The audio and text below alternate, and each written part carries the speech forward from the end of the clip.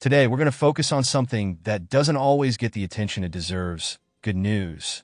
You know, it might seem like every day brings a new stress or challenge. But today, we're here to remind you that the world isn't as bad as it sometimes seems. Yes, there's work to be done and things that can feel discouraging, but it's also true that we're making progress, even when it doesn't feel like it. It's important to remember the strides we've made as a society.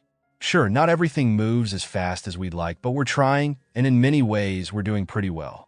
There will always be people who seem to have values vastly different from our own, but at the same time, there are countless others doing incredible things, working to make the world better.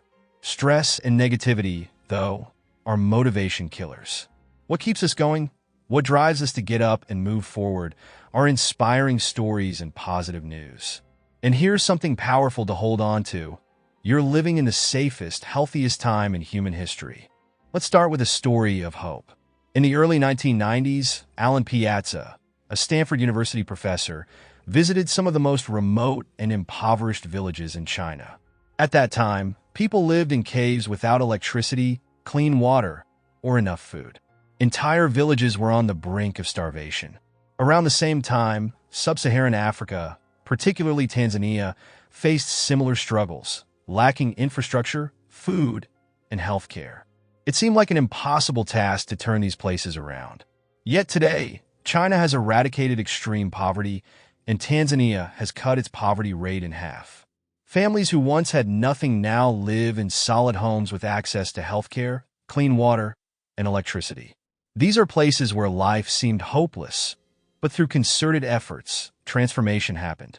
Poverty won't solve all the world's problems, but lifting people out of it brings better health, more opportunities for education, and stronger communities.